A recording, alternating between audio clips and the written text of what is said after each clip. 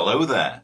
As you may be aware, this year's Convention for Jehovah's Witnesses has the theme, Don't Give Up. Now, I've already talked about this convention quite extensively in another series of videos, but I do just want to talk about the concept of not giving up. In particular, I want to share one example from history of what can happen when people refuse to know when they're beaten. On August 15th, 1945, the Japanese announced their surrender to US forces. And on September 2nd, 1945, representatives of Imperial Japan formally signed papers of unconditional surrender. Up to that point, Imperial Japanese forces had been fighting fanatically against the advancing Americans. They had basically been brainwashed into believing that it was better to die than surrender. Obvious examples of Japanese fanaticism came in the form of the deadly kamikaze pilots who considered it their duty to sacrifice their lives for the sake of their emperor. And once Japan surrendered, it was the emperor who had to play a crucial role in convincing the Japanese people that the nation had surrendered and it was pointless to continue fighting. But what about Japanese soldiers who didn't hear the orders to surrender? Were there any pockets of Japanese resistance that didn't stop fighting in August 1945? You might not know this, but it wasn't until 1974, 29 years after the Japanese surrender, that the last Japanese fighters laid down their arms. One such fighter was Hiroo Onoda. Onoda spent 29 years holding out in the jungle in the Philippines, carrying out his orders by burning rice crops and attacking Filipino police and farmers. On February 20th, 1974, Onoda was tracked down by a fellow Japanese man named Norio Suzuki. Suzuki told Onoda that the war was over, but Onoda refused to believe him and said he was determined to carry on with his orders. So Suzuki returned to Japan with a photograph of himself with Onoda and managed to convince the Japanese authorities that they needed to figure out a way of sending someone to the Philippines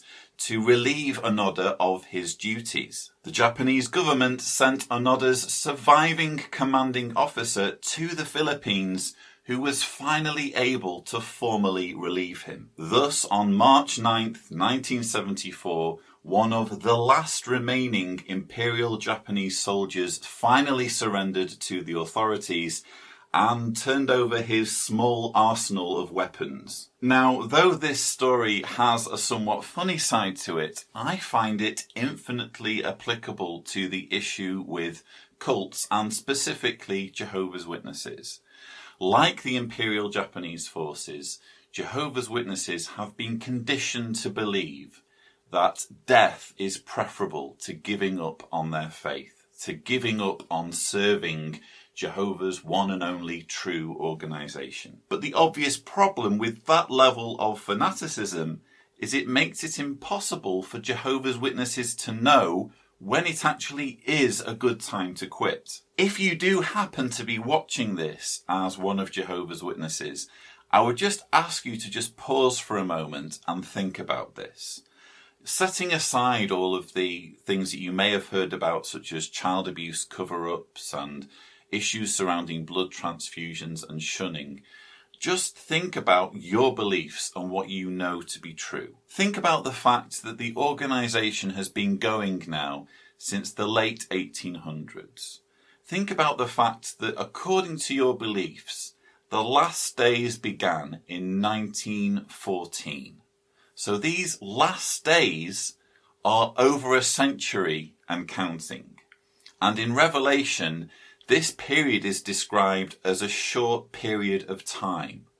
Precisely how many decades need to go by before it quite clearly isn't a short period of time and before these quite clearly aren't the last days? You've been conditioned to believe that it is absolutely wrong to research your beliefs outside of Watchtower materials. You've been raised to believe that you're in immediate danger if you go on so-called apostate websites, and that Satan will use these to attack you, and that bad things will happen to you if you subject yourself to information that is in any way critical of your beliefs. But just think for a moment what that entails.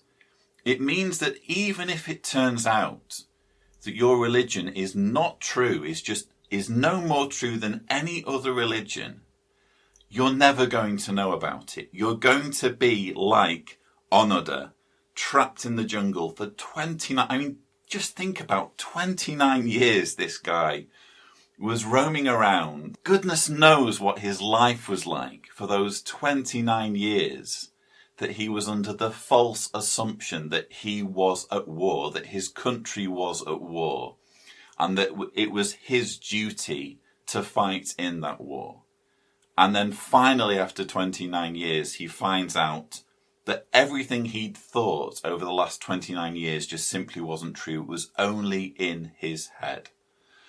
Just ask yourself, if you're a Jehovah's Witness watching this, who is going to be your Suzuki? Who's going to come along and be able to show you that you're wasting your time, that you've been wasting, in fact, years and decades? Who's going to do that?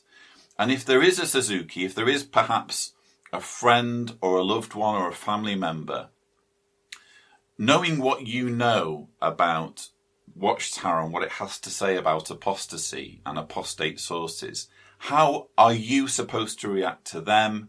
And how are they expecting you to react toward them? There is literally nothing that they can say that would convince you to look at your beliefs objectively. And they know that.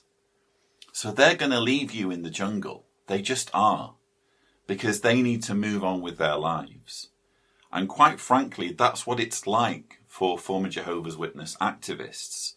We've basically given up on the vast majority of Jehovah's Witnesses who we know will always be Jehovah's Witnesses, regardless of the facts, regardless of the evidence, regardless of the scandals, the hypocrisy, the double standards. We know that you guys will always be Jehovah's Witnesses because evidence doesn't matter. It's all about not giving up. It's all about following your orders.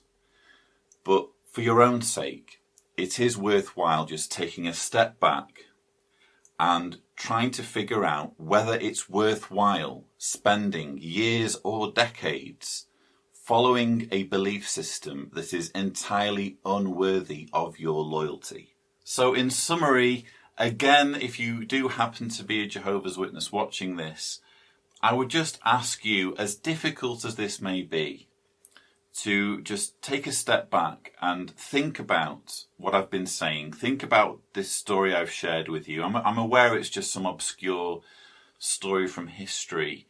But again, I feel that there's a lesson here. Sometimes you do need to give up. Sometimes you do need to know when you're beaten. You need to know when to surrender. Because it may well turn out that you have been fighting for a lost cause or for a wrong cause. People can be misled. People can be deceived. We're all human. We make mistakes. We make false judgments. We're easily misled by people, quite frankly. And the only way, the final arbiter when it comes to deciding whether you have been deceived or not, and whether it is time to give up, is quite simply to do research, to objectively look into all of the sources, all of the historical texts, all of the books, all of the articles, whatever. Try to find out what's true and what isn't true. Try to find out if there are any ways in which you've been misled. Because quite frankly, there are no Suzukis. You have to do it for yourself, because everyone else, quite frankly, has bypassed you and is moving on with their lives. So those were just a few thoughts I wanted to share with you. I hope you found this video useful, and as always, thank you for watching.